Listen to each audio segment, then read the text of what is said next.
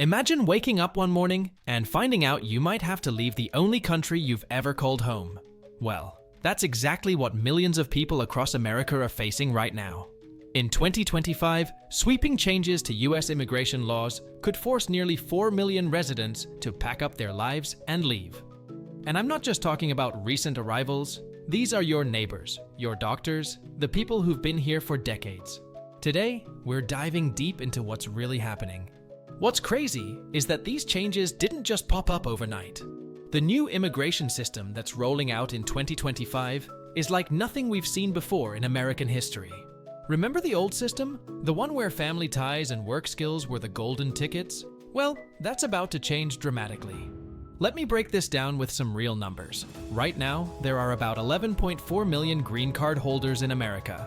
Under these new rules, experts are saying nearly a third of them might not qualify to stay. We're talking about people who've been paying taxes, running businesses, and raising their families here for years. But here's what really got me digging into this story. Last month, I met Maria, a pediatric nurse in Chicago. She's been here for 15 years, has 2 American-born kids, and just found out her permanent residency might not be permanent after all. Her story? That's just the tip of the iceberg. Today, we're going to walk through exactly what these new rules mean, who they affect, and what options people have. And trust me, whether you're an immigrant or not, these changes are going to impact your community in ways you might not expect. Before we dive in, I should mention that all the information in this video comes from official government sources, immigration lawyers, and verified news reports. I've done the homework so you don't have to. And I'll put all the sources in the description below. Stay tuned, because in just a minute, we're going to break down the 5 biggest changes that are about to rock millions of lives. And believe me, number 3 is something nobody saw coming. So what exactly is changing? Let me paint you a picture of what America's new immigration system looks like. And trust me, it's a complete overhaul of everything we've known. First up, we're seeing a switch to what they're calling a merit-based points system. Think of it like a video game score, except this one determines whether you can stay in the country. You get points for things like your education, your salary, your English proficiency, and even your age. The magic number? 70 points. Fall below that, and you might be looking at packing your bags. Here's where it gets intense. Even if you've had a green card for years, you'll need to requalify under this new system. And the numbers are pretty shocking. Based on current data from the Department of Homeland Security, about 60% of existing green card holders wouldn't meet these new point requirements. Let's break down how these points work. A master's degree gets you 15 points. Speaking English at a native level is 20 points, making over $100,000 a year adds another 25 points. But here's the kicker. If you're over 45 years old, you actually lose points. Yeah, you heard that right.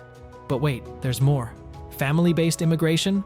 That's getting a complete makeover too.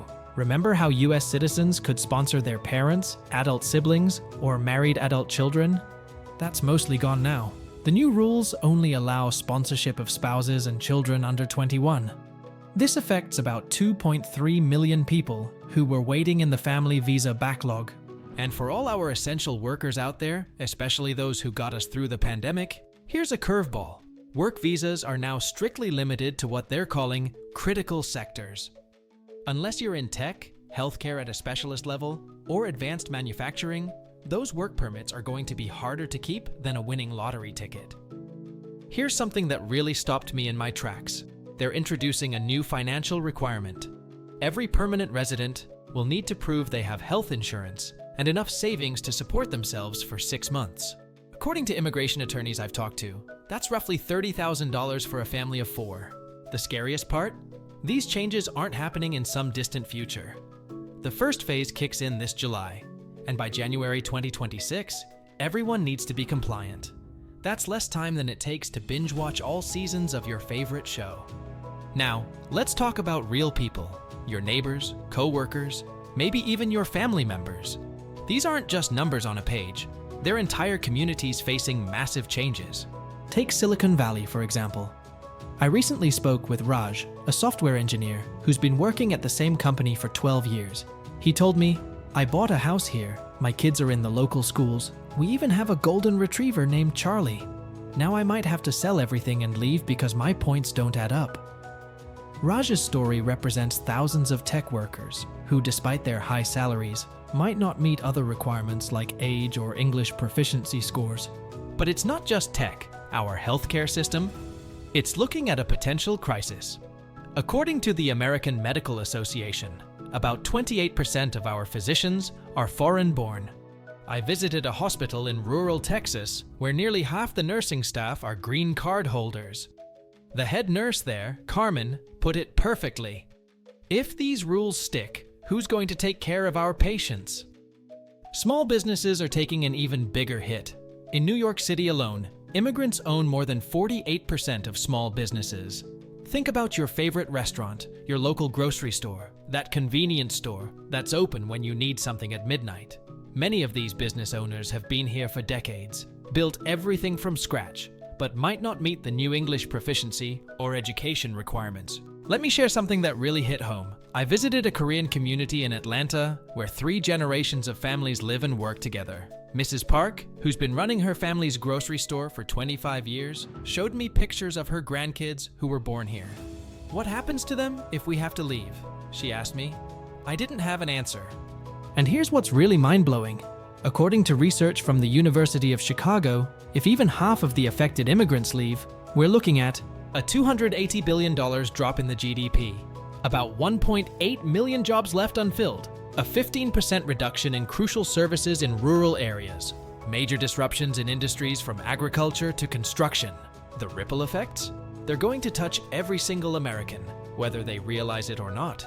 Higher food prices, longer wait times for medical care, delayed construction projects, and that's just the beginning. Now, let's talk about what you actually need to do if you're affected by these changes. And I promise to make this as clear as possible, because let's face it, immigration law can be more confusing than trying to assemble furniture without instructions. The first thing everyone needs to know is the timeline. The government is rolling this out in phases, but here's the crucial part. By March 2025, every permanent resident needs to submit what they're calling a status reassessment application. Think of it like renewing your driver's license, except with way more paperwork and much bigger consequences.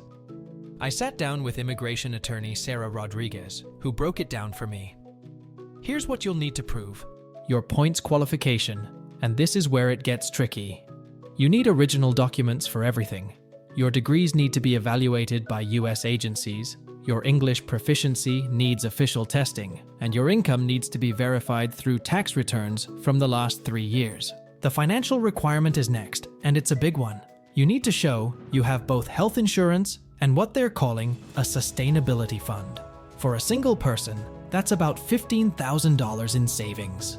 For a family, double or triple that. And no, you can't just borrow this money or show it temporarily. They're checking bank statements from the past year. Here's something that's catching a lot of people off guard. The new criminal background check goes way deeper than before. Even minor traffic violations from years ago need to be explained. Maria, who I mentioned earlier, had to hire a lawyer just to track down court records from a parking ticket she got in 2018. But here's what's giving people hope. There are exemptions. The government has listed several categories for what they call humanitarian consideration. These include people who've been here more than 20 years, those with US citizen children who have serious medical conditions, essential workers in critically understaffed areas, veterans and their immediate family members. I recently visited an immigration assistance center in Chicago, where they're helping people figure out if they qualify for these exemptions. The wait time for an appointment? 3 months. That's how many people are scrambling to understand these rules. Now, what happens if your application gets denied? You have 30 days to appeal. Not 30 working days, just 30 days total. Immigration courts are already scheduling hearings for late 2026, which means many people might have to leave before they even get their day in court.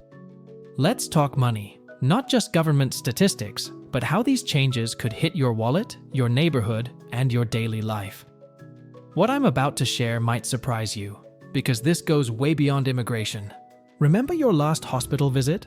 Studies from the National Health Foundation show that in states like California and New York, about 35% of healthcare workers are immigrants. Now, imagine a third of them leaving. We're talking about wait times tripling for routine procedures, some rural clinics possibly shutting down, and emergency rooms becoming even more overcrowded than they already are. The housing market? That's another wild card.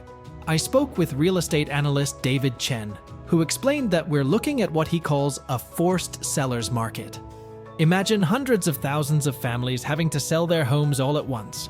In some neighborhoods, particularly in cities like Houston, Miami, and San Jose, this could drop housing prices by 15 to 20%. Good news if you're buying, devastating if you're selling, or if your home equity is part of your retirement plan. But here's where it gets personal for everyone: food prices. Our agricultural system heavily depends on immigrant labor, both skilled and unskilled. The American Farm Bureau estimates that if even half of immigrant workers leave, we could see food prices jump by 25 to 30%. That means your $100 grocery bill could soon be $130. Small businesses are facing what economists are calling a double squeeze. They're not just losing workers, they're losing customers too. Take Minnesota's Mall of America. Their internal study shows that immigrant-owned businesses make up 40% of their retailers, and immigrant customers represent about 35% of their daily shoppers. That's a lot of empty stores and missing customers. The tech sector? Silicon Valley is already seeing what they call a talent exodus. Companies like Apple, Google, and Microsoft are exploring options to move entire departments to Canada or Europe, where immigration rules are more flexible. That's not just jobs leaving. That's innovation and tax dollars going elsewhere. Insert pie chart showing economic impact by sector. Here's what really keeps economists up at night: the ripple effect on Social Security and Medicare. Immigrants, particularly those with green cards, pay billions in taxes each year. With fewer people contributing but the same number of Americans retiring, we're looking at what could be a perfect storm for our social safety nets. The amazing thing about America has always been how we come together when times get tough. And right now, we're seeing that spirit in action across the country. Communities aren't just sitting back and watching this happen. They're getting organized, and they're getting creative. In Chicago's Little Village neighborhood, local business owners have created what they're calling immigration response teams. These are groups of lawyers, accountants, and community leaders working together to help their neighbors navigate the new system. Maria, our nurse from earlier, told me how these teams helped her find documentation she didn't even know she needed. They're like guardian angels, she says, but with law degrees and spreadsheets. Remember the hospital in rural Texas I mentioned? They've come up with an innovative solution. They're partnering with local colleges to create accelerated training programs for US citizens while simultaneously helping their immigrant staff meet the new requirements. The hospital's administrator put it perfectly. We're not just fighting to keep our workers, we're fighting to keep our community healthy. Tech companies are taking a different approach. Google just announced they're offering free English proficiency courses and skills certification to all their immigrant employees and their families. Microsoft and Apple quickly followed suit. But it's not just big tech. Small businesses are banding together too. In New York's Flushing neighborhood, restaurant owners are pooling resources to hire immigration experts and create shared emergency funds. But perhaps the most powerful response is coming from regular Americans who are standing up for their neighbors. I visited a church in Atlanta where volunteers are helping immigrants document their community contributions, everything from coaching Little League to organizing food drives. These records could be crucial for humanitarian exemptions. So you're probably wondering, what can we actually do about all this? Whether you're directly affected or just want to help your neighbors, there are real steps you can take right now. First, let's talk about what affected immigrants should do immediately. Time is crucial here. Start gathering your documents, and I mean all of them. Birth certificates, tax returns, diplomas, everything. Get them translated if they're not in English, because official translations can take months. One family in Boston told me they spent 3 weeks just finding all their old pay stubs and bank statements. For those who need to boost their points, there are options. Community colleges across the country are offering accelerated certification programs specifically designed to help meet the new requirements. I visited one in California where they're running intensive English courses combined with professional certification. The best part? Many are offering these programs on nights and weekends, so you can keep working while you prepare. If you're a US citizen wondering how to help, there's plenty you can do. Remember Mrs. Park from the Korean grocery store?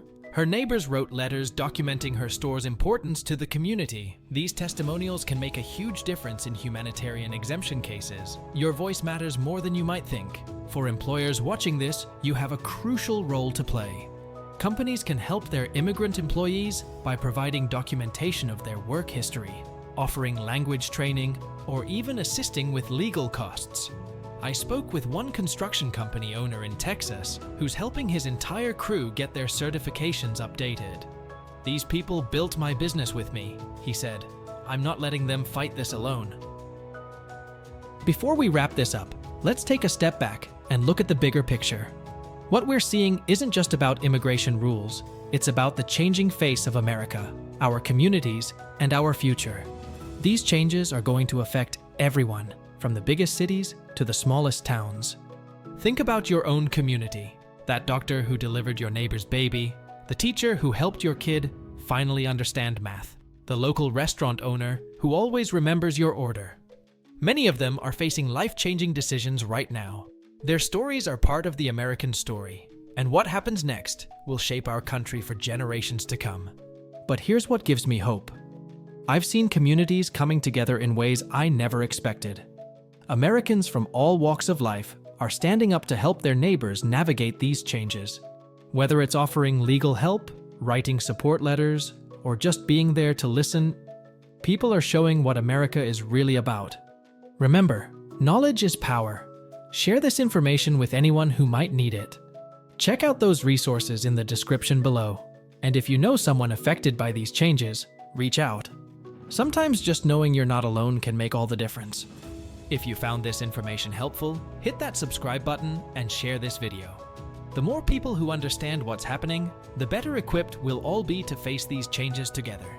And drop a comment below if you have questions or want to share your own story. This is about more than just immigration. It's about who we are as a country and what we stand for. Thank you for watching, and remember, we're all in this together.